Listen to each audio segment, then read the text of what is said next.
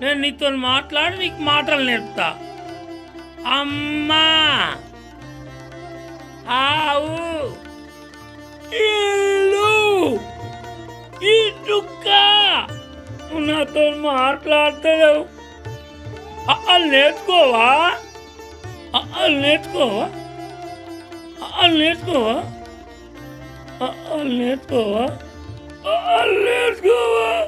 నాతో ఎవరు మాట్లాడతలేదు, నాతో ఎవరు మాట్లాడతలేదు. అస్సలు ఆ మాయ వృక్షం సంగతి చెప్తా నేను. దీనంతటికి అదే కారణం.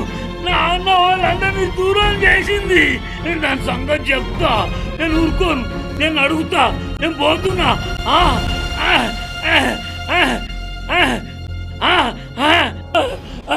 మాయ వృక్షమా, వస్తున్నా, వస్తున్నా, మాయ వృక్షమా, వస్తున్నా, నేను వస్తున్నా, నీ సంగతి చెప్తా. మాయ వృక్షమా, నేను వస్తున్నా.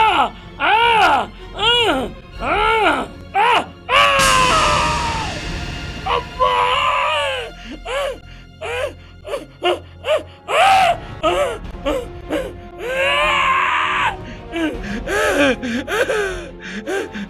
అమ్మా, అమ్మా, మాయ వృక్షమా, మాయ వృక్షమా, నా వాళ్ళందరూ నాకు ఇచ్చాయి. పిచ్చివాడా, ఒక్కసారి నేను వరం ఇచ్చిన తర్వాత వెనక్కి తీసుకోవడం సాధ్యం కాదు. అయ్యో, అయితే అయితే నేనే మా వాళ్ళ దగ్గరికి పోతా, పోతా.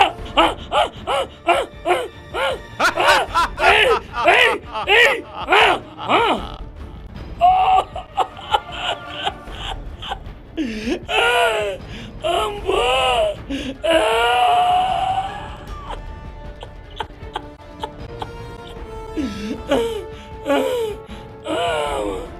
అమ్మా,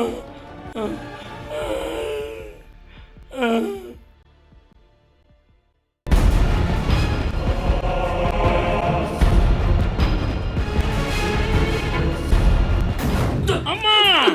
ఏంటండి ఆ శబ్దం? అబ్బో, ఇదంతా కల అన్నమాట. అరే, నా దెబ్బ.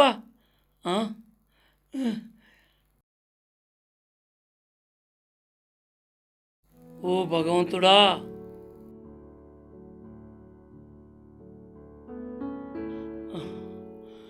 అమ్మా. ఏంటండి ఆ శబ్దం? ఏం జరిగింది? ఏం లేదే, ఏదో పాడకలా. అబ్బే, ఏదో పిడకలు లేవే. అమ్మాయి,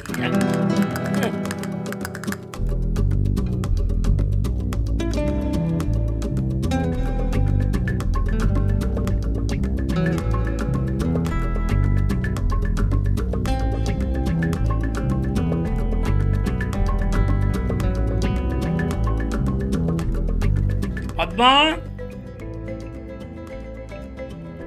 నేను పెయింటింగ్ ఎగ్జిబిషన్ వెళ్ళొస్తాను.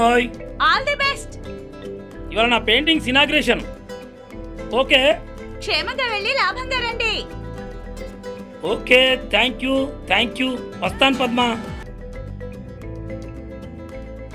మనిషి సంఘజీవి, ఒంటరి జీవితం దుర్భరం. సమస్యలకు భయపడి పారిపోకుండా ఎదురొడ్డి నిలవాలి.